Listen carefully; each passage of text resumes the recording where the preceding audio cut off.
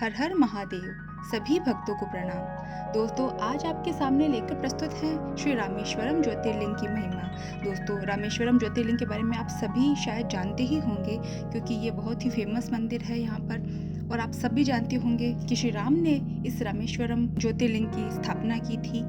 ये 4 धाम में से भी एक है, तो ये काफ़ी पॉपुलर है, लोग जाते हैं। लेकिन आज आपके सामने लेकर प्रस्तुत है इसकी कहानी, इसकी महिमा।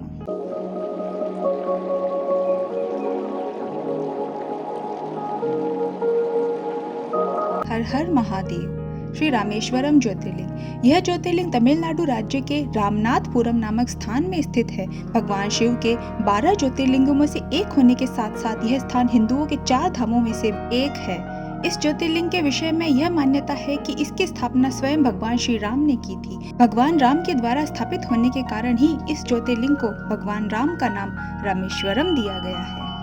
इस ज्योतिर्लिंग की स्थापना मर्यादा पुरुषोत्तम भगवान श्री रामचंद्र ने की थी। इसका विस्तार से वर्णन स्कंद पुराण में मिलता है। इसके विषय में यह कथा कही जाती है कि जब भगवान श्री रामचंद्र जी लंका पर चढ़ाई करने के लिए जा रहे थे, तब इसी स्थान पर उन्होंने समुद्र की बालू से शिवलिंग बनाकर उसका पूजन किया था।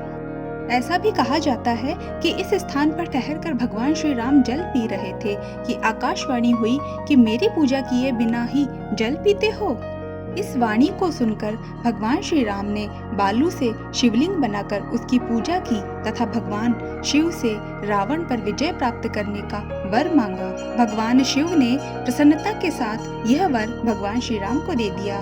भगवान शिव ने लोक कल्याणार्थ ज्योतिर्लिंग के रूप में वहां निवास करने की सबकी प्रार्थना भी स्वीकार कर ली।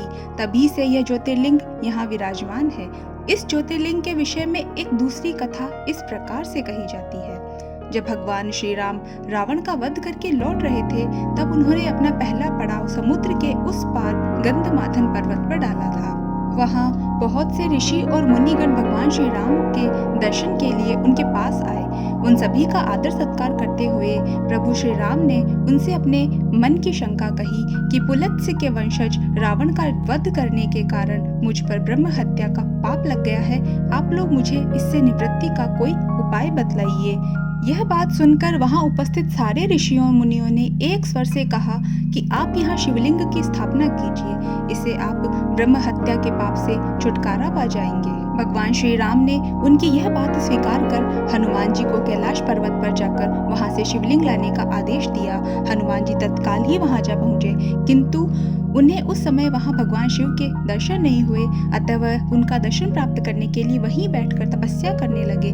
कुछ काल पश्चात शिव जी के दर्शन प्राप्त कर हनुमान जी शिवलिंग लेकर लौटे, किंतु तब तक शुभ मुहूर्त बीत जाने की आशंका के कारण यहाँ सीता जी द्वारा निर्मित लिंग की स्थापना का कार्य कराया जा चुका था।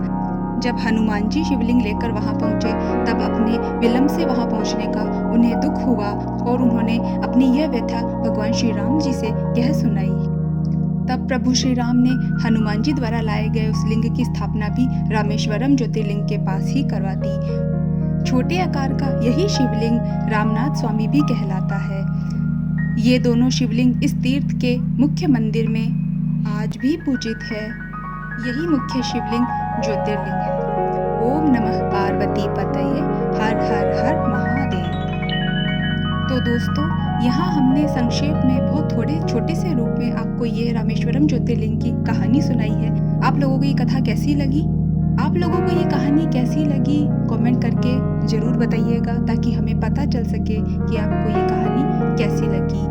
तो मिलते हैं एक नई कहानी के साथ, एक नई जानकारी के साथ अगली वीडियो में। तब तक अपना ध्यान रखिए, खुश रहिए और औरों को भी खुश रखिए। और प्लीज़ चैनल को सब्सक्राइब कर दीजिए और वीडियो को जरूर से लाइक कर दीजिए। मिलते हैं। हर हर महादेव।